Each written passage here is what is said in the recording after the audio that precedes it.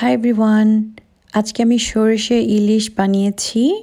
এই প্রথম ট্রাই করলাম এবং সাকসেসফুল হয়েছি, যার কারণে মনে করলাম আপনাদের সাথে এই মেনুটা শেয়ার করি। বানাতে আমার প্রায় 1.5 থেকে 2 ঘন্টা লেগেছে, বাট যেহেতু আমি এখানে নতুন, আস্তে আস্তে হয়তো বা আরও কম সময় লাগবে। দেখিয়ে দিচ্ছি সবচেয়ে প্রথমে আমি কিভাবে স্টার্ট করেছি। মাছগুলোকে ভাজি করে নিয়েছি একটু হলুদের গুঁড়ো, মরিচের গুঁড়ো আর লবণ দিয়ে। তারপরে আমি রান্না করেছি অবশ্যই সরিষা বাটার সাথে পেঁয়াজ দিয়ে রান্না করেছি, এবং রান্না করতে আমার সারাক্ষণ সাথে থাকতে হয়েছে, কারণ মাছটা আমি সবসময় লুক আফটার করেছি যাতে নিচে না লেগে যায়, এবং নাড়াচাড়া করে দিয়েছি। আর ইলিশ মাছ যেহেতু একটু খুব নরম থাকে, সেহেতু খুব কেয়ারফুলি আমার নাড়াচাড়া করতে হয়েছে। সো মেইনলি যেটা সরষে ইলিশে আমাদের লাগে আসলে পরিমাণটা আসলে এক্স্যাক্টলি যদি করা যায় তাহলে সরষে ইলিশের স্বাদটা অসম্ভব মজা হবে। আমি আজকের এই সরষে ইলিশটা বানানোর পর আমি ট্রাই করেছি, আমার কাছে খুবই সুস্বাদু মনে হয়েছে, কারণ আমি নর্মালি ইলিশ মাছ ভাজি করে খাই, এছাড়া আমি কখনো রান্না করে খাইনি।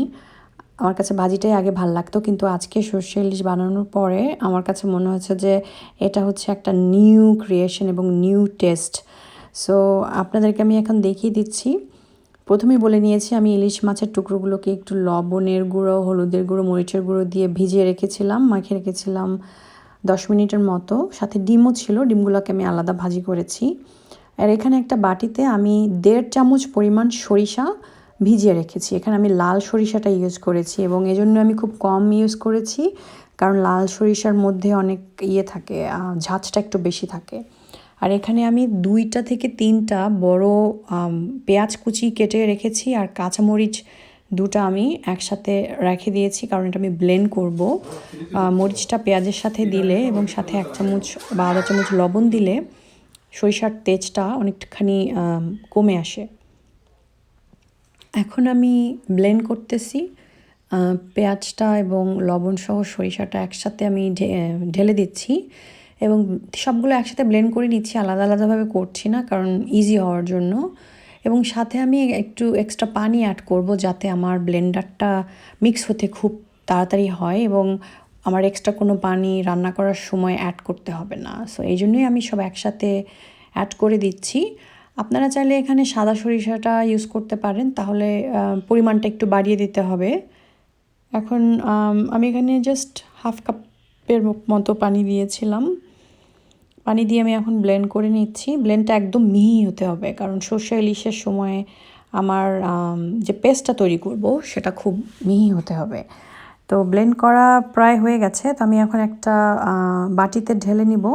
আমার এখানে প্রায় 1 বাটি পরিমাণ হয়েছিল সরষা প্লাস পেঁয়াজটা কুচি যেটা পেস্ট করেছি সেটা।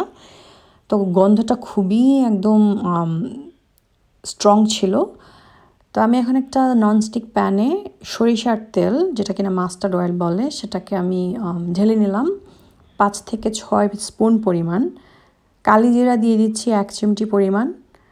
একটু গরম হওয়া পর্যন্ত ওয়েট করে 1 চামচ পরিমাণ জিরা, যেটা গোটা জিরা যেটা, সেটা দিয়ে দিয়েছি ভাজি করার জন্য।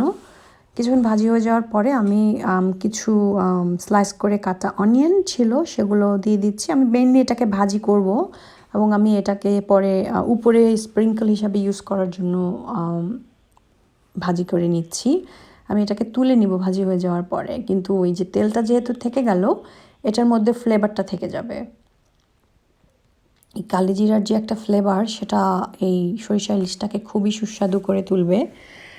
তো আমার এখন পেঁয়াজটা মোটামুটি ভাজি করা হয়ে গেছে, তো আমি এক সাইডে সরিয়ে রেখে এই ইলিশ মাছের পিসগুলো দিয়ে দিচ্ছি, এবং বাকি পেঁয়াজ কুচিগুলো আমি একটা বাটির মধ্যে তুলে নিচ্ছি। আমি এখানে মাত্র 3টা পিস আজকে ইউজ করব। আমার পিসগুলো অনেক বড় ছিল বলে আমার পাতিলে স্পেস হয়নি, যার কারণে আমি 3টাই পিস ইউজ করছি।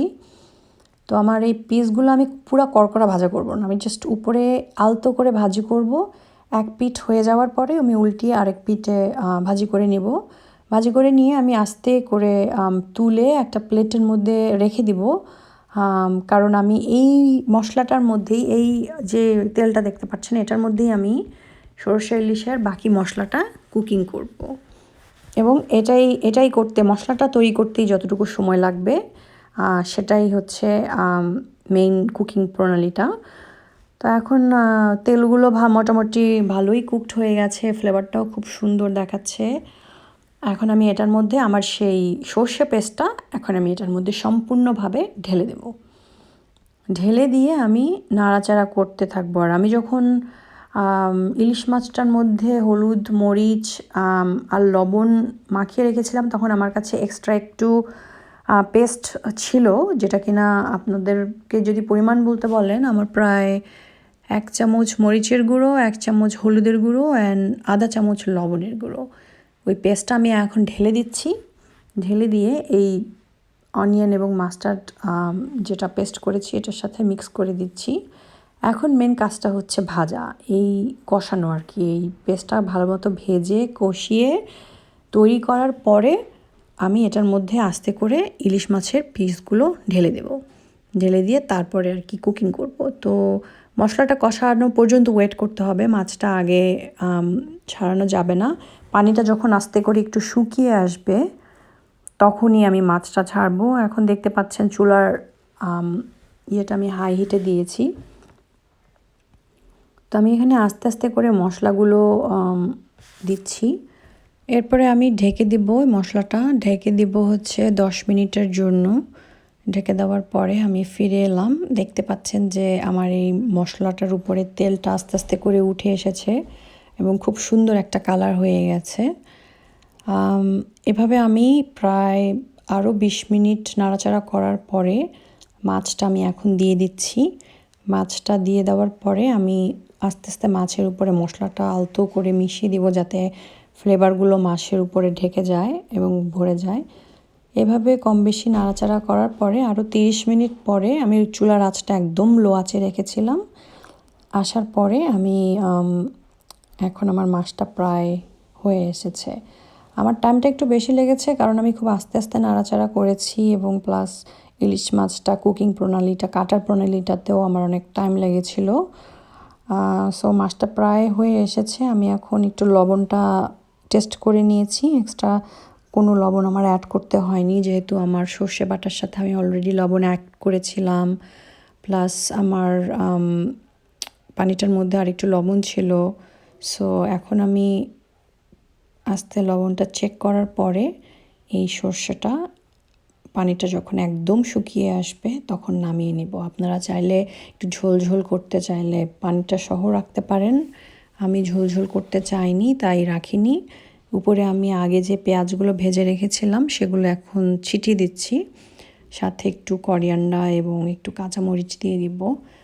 ট্রাস্ট মি, ভাতের সাথে খেতে যে এত মজা লেগেছিল এই সর্ষে ইলিশটা, আমার কাছে মনে হচ্ছে এটা আসলে আমি কেন আগে ট্রাই করিনি। আপনারাও ট্রাই করবেন বাসায় এবং ট্রাই করার পরে আমাকে অবশ্যই কমেন্টস করে জানাবেন আপনাদের রান্নাটা কেমন হলো। এবং আমার এই রেসিপিটা যদি ভালো লেগে থাকে আপনারা অবশ্যই ভিডিওটাতে লাইক দিবেন, শেয়ার করবেন ফ্রেন্ডস অ্যান্ড ফ্যামিলির সাথে এবং প্লিজ সাবস্ক্রাইব করবেন আমার চ্যানেলটা গ্রো করার জন্য। আজকের মতো আমি এখানেই বিদায় নিচ্ছি। আবার আসবো নতুন আরেকটা ভিডিও নিয়ে। আপনারা সবাই ভালো থাকবেন। আল্লাহ হাফেজ।